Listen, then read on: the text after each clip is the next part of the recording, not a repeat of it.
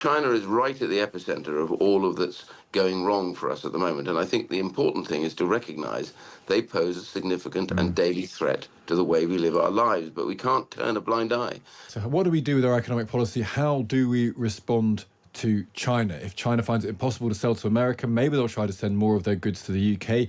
We might get some cheaper cars or phones or computers. Is that a good thing or not? Iain Duncan Smith is a former leader of the Conservative Party, one of the few MPs sanctioned by China. He joins us now. Iain, good morning to you.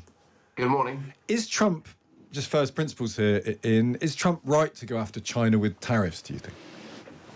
Well, I'd say the trouble with tariffs is they're a very broad instrument and they can damage lots of other countries, even if you put them on China. But the main thing, I think, is that Trump is trying to deal with a problem which has been around for a long, long time, which is the growth of China's dominance in production marketplaces and the way that they do it, which is in breach constantly of the World Trade Organization rules. For example, Central Bank of China subsidizes their industries to basically get trade. They did it with Huawei, we believe, and they've done it with car industries as well. That's against the rules. And the other thing is they use slave labor regularly, we know, in the production, for example, of polysilicon in arrays. China's gone from nowhere in the net zero programs to the dominant player in the world. And they've done that by those two devices, plus other things too. So they manipulate their currency. We know that's absolutely a fact. And they dominate and bully when they get into the marketplaces. So China is a major problem because they've abused essentially what you would call the rules of the free market.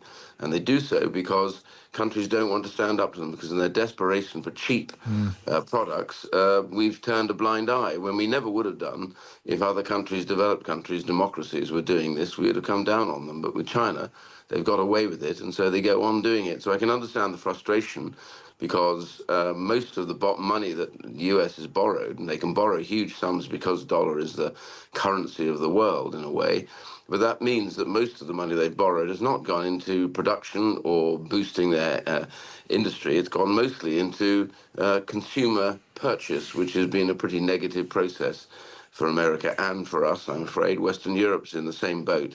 The democracies are all teetering on this one and not able, or haven't yet decided, to take China on over this. But the irony is, by taking on China in this way, he may well drive Chinese goods to our markets, because basically he's, by creating a trade war, by putting tariffs on Chinese goods, they'll become effectively cheaper for us to get.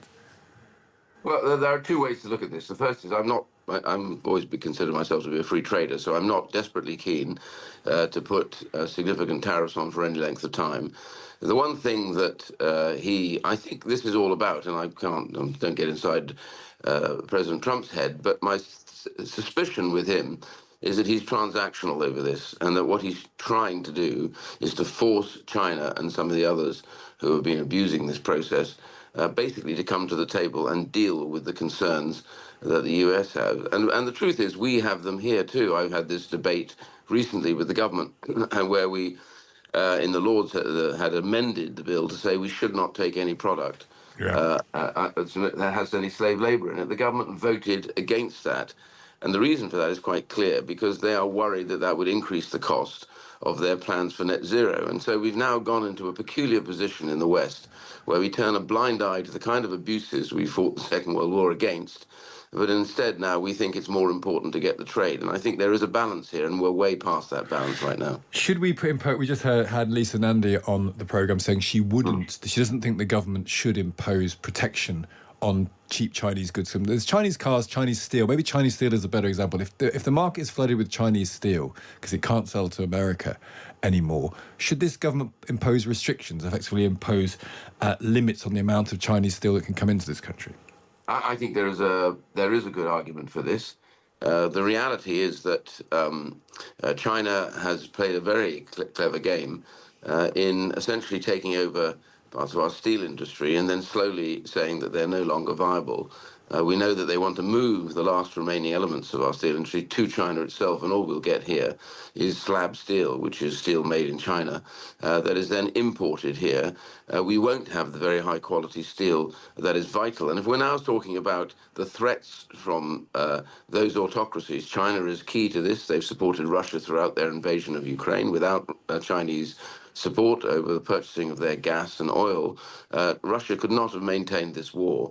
They brokered the relationship between North Korea now and Russia, and North Korea produces huge numbers of rounds of military equipment and, of course, soldiers for Russia. So China is right at the epicenter of all of that's going wrong for us at the moment. And I think the important thing is to recognize they pose a significant and daily threat to the way we live our lives. But we can't turn a blind eye to that in the pursuit of cheap products, which is what we've been doing. Industry, and by the way, some of the medium-sized businesses now are leaving China because of the terrible nature of the stolen IPs, the interference, the threats that take place when you have a business in China. I see that the smartphones, Apple have moved production mostly now to India, which they consider more reliable in their products. So this is a very critical time right now to make sure that what we're building our defenses against, we don't then completely weaken them by constantly requiring ourselves just to have cheap labor at any cost, which is what's going on at the moment. But I guess the problem is the government wants cheaper stuff. We want inflation down. We, the consumer, we, the punter, want fast fashion. We want cheap goods. And maybe we need to wean ourselves off of that. But that's a very hard thing to ask people to do. Oh, you've not got very much money. Can you spend a bit more money so the money doesn't go to China? Well, we are a rampantly consumer society all over the democracies. We've got used to the idea that we can buy stuff for next to nothing or cheaper goods because we want to and it's made elsewhere. We don't trouble ourselves with how it's made. As I say, China is carrying out a genocide in Xinjiang. It uses slave labor. It's abusive. It carries out a huge amount of organ harvesting, which is taking organs out of bodies that are still alive. They have the largest numbers of executions globally, and their purpose in life is to undermine the democracies and become dominant themselves. I mean, President Xi, I always find with dictators, it's always good to listen to what they say because by and large, they mean what they say. Hitler did like this, and Xi says he intends to be the largest economy in the world, and he will have the largest military. They're building a navy at a rate you can't believe. Any one shipyard in China at the moment builds more naval ships than the whole of America does. They have 130 times the capacity now to build naval ships.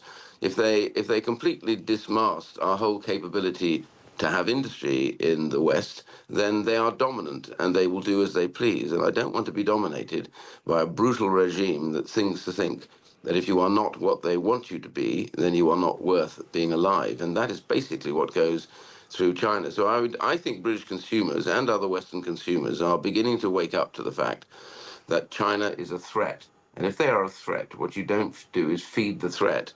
What you have to do is figure out how you counter the threat.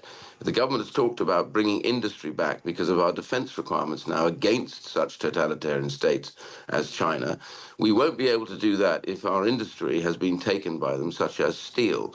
So, believe it or not, for a conservative, I have to say I am in favor right now of stabilizing our position by, if necessary, taking state ownership of our last remaining blast furnaces, because if they go to China, which is what will happen, we will lose the quality of steel, won't be able to build the ships and the aircraft without begging on bended knee for China to give us the money to build the things to defend ourselves against China. What an irony that would be. What stark words as well from you, Iain. Good to speak to you today. Thank you for joining us. Pleasure. That's Iain Duncan Smith, former leader of the Conservatives. The question is Donald Trump making that situation better or worse? And he may well be making it worse.